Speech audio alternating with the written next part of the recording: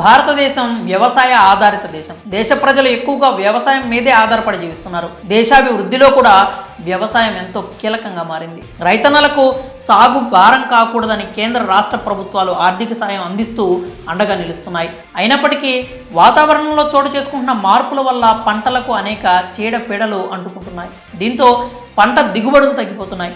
ఈ ప్రభావం దేశ ఆహార భద్రతపై పడుతోంది. దీన్ని అధిగమించేందుకు వ్యవసాయ సాగులో ఆధునిక పద్ధతులను ప్రవేశపెడుతున్నారు. నూతన రకాల వంగడాలను అభివృద్ధి చేసి పంట ఉత్పత్తులను పెంచేందుకు కృషి చేస్తున్నారు. అంతేకాకుండా సాగు వ్యయాలను తగ్గించేందుకు యాంత్రీకరణ పెంచాలని వ్యవసాయ రంగ నిపుణులు కూడా సూచిస్తున్నారు. వ్యవసాయ రంగాన్ని లాభదాయకంగా మలిచేందుకు పలు దేశాలు పరిశోధనలు చేస్తున్నాయి. టెక్నాలజీలో వచ్చిన విప్లవాత్మక మార్పులతో వ్యవసాయ సాగులో వినియోగించే యంత్ర పరికరాలు అందుబాటులోకి తెస్తున్నారు.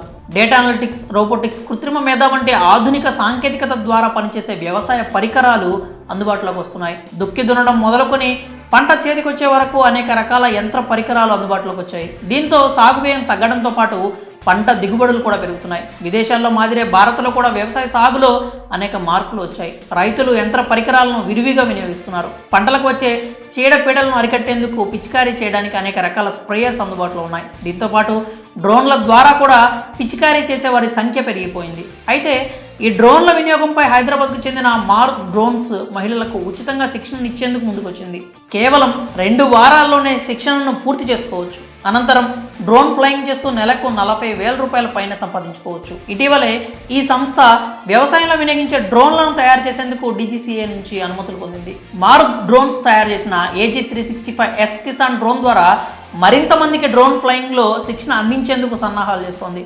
డ్రోన్స్ ద్వారా ఉపాధి పొందాలనుకునే సర్వీస్ ప్రొవైడర్లకు, రైతులతో పాటు స్వయంగా ఉపాధి పొందాలనుకునే మహిళలకు 2 వారాల్లోనే డ్రోన్ లైసెన్సులు అందజేస్తోంది. దీంతో పంట పొలాల్లో మందు పిచికారీ సులభతరం అవుతుంది. రైతులకు పొలాల వద్దే శిక్షణ అందిస్తున్నట్లు కంపెనీ వ్యవస్థాపకులు ప్రేమ్ కుమార్ వెల్లడించారు. మహిళా రైతులకు 2 వారాల పాటు శిక్షణ ఇస్తున్నట్లు ఆయన తెలిపారు. శిక్షణ పూర్తయిన మహిళలు, రైతులు రోజు డ్రోన్లను నడుపుతూ 1,500 రూపాయల వరకు సంపాదించే అవకాశం ఉన్నట్లు వివరించారు. డ్రోన్ కొనుగోలు చేయాలనుకునే రైతులకు తక్కువ వడ్డీకే 10 లక్షల వరకు, సర్వీస్ ప్రొవైడర్లకు 2 కోట్ల రూపాయల వరకు రుణాలు అందిస్తున్నారని చెప్పారు. కేంద్ర ప్రభుత్వం నుంచి 50 నుంచి 100% వరకు సబ్సిడీ కూడా లభించే అవకాశం ఉందని తెలిపారు. ఇక DGCA నిబంధనల ప్రకారం డ్రోన్ ఫ్లయింగ్ చేయాలనుకునే వారికి 18 ఏళ్ల వయస్సు, పాస్పోర్టు తప్పనిసరిగా ఉండాలి.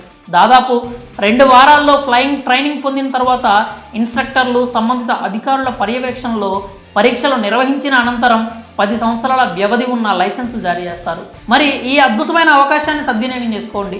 పొలాల్లో పనిచేసే మహిళలకు ఈ కాన్సెప్ట్ ఎంతగానో ఉపయోగపడుతుంది. వారు గనక డ్రోన్ ఫ్లయింగ్లో ట్రైనింగ్ తీసుకుంటే కనుక నెలకు 40,000 పైన సంపాదించుకోవచ్చు.